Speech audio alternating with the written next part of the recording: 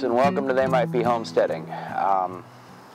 Today what we're going to do is we're going to plant a bare root fruit tree. Now, the nursery that I get my trees from temporarily puts them in pots with a little bit of mix around them, but when you buy a bare root tree, it's literally a bare root. There's no root ball.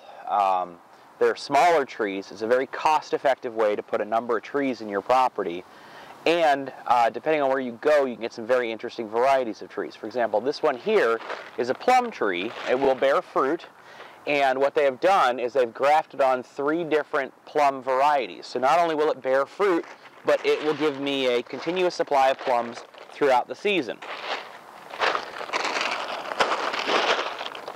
Now, the first thing we need to do is we need to separate out the bare root tree from the pot. So I threw down a tarp over the landscaping here so as not to make too much of a mess.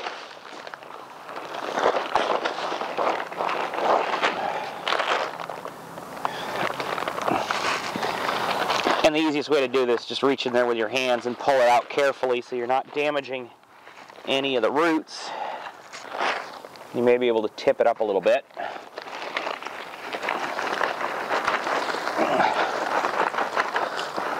There we go. It's often useful to have somebody helping you with this part, supporting the tree itself as you're getting it out of the pot. And so here you can see the bare root part of the tree. Now what you're going to look for on here is the main cutoff and graft point. Quite frequently, it'll be down very close to the base. On this tree, it's right here. And what you want to do is you want to make sure that that points away from the sun. Our sun comes across here, so I'm going to plant this roughly like that. So now that I've got the tree out, just set it aside.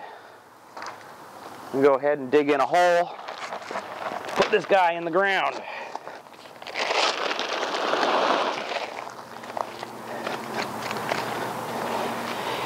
Now,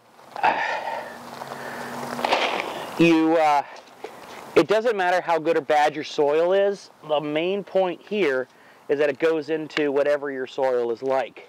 If you amend too much, if you put too much stuff in, what will actually happen is that the roots will double back on themselves because your ground is too hard to go through.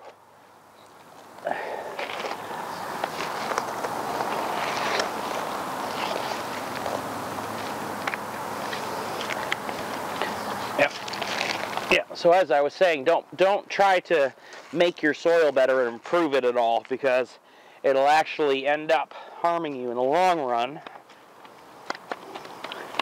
You know, now everything's nice and loose. And now this ring actually gets water every day, so this ground is fairly soft. If you do not have water in the area, you want to water the ground the night before. Number one, it'll make it easier to dig, but number two, it's better for the tree to have moist soil to go into rather than dry.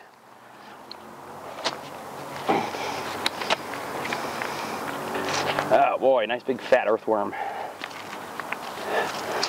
If you ever want to know how good your soil is, count the number of earthworms in a spade full of dirt.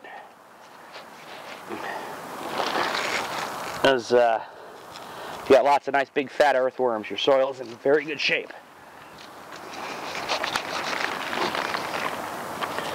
All right. So you get it set where you want it. You don't want to cram it down. You don't want to cram the roots down. What you want to do is just sort of feed the soil in over and around them. Now, depending on how much wind you get, will dictate whether or not you have to stake your tree. As trees grow, honestly, the wind causing them to move back and forth actually helps their root systems get stronger, because the root systems know they have to grow in order to deal with the wind. So if you tightly stake your trees, what you're doing is you're asking for a very weak root system. So I am not a big fan of staking trees. In fact, I don't stake unless we're going to get a windstorm coming through. I normally won't stake at all. But there we go. And once you've got it in, you want to give it a water. This soil's pretty wet, so I'm not going to bother. You want to watch for compaction around it. You may need to put more on there. When it comes to actually watering the trees, for example here, we use a soaker-based system. We just simply fill the ring. As the tree grows and blooms, you're going to want to make sure that however you're watering it matches the space of the canopy. So as this tree gets bigger, the canopy will grow wider, the root system will spread out. And that's one of the nice things about using the soaker hose setup is I can adjust it as the tree gets bigger. But for right now, I am done planting a bare root plum tree, and we will see you next time.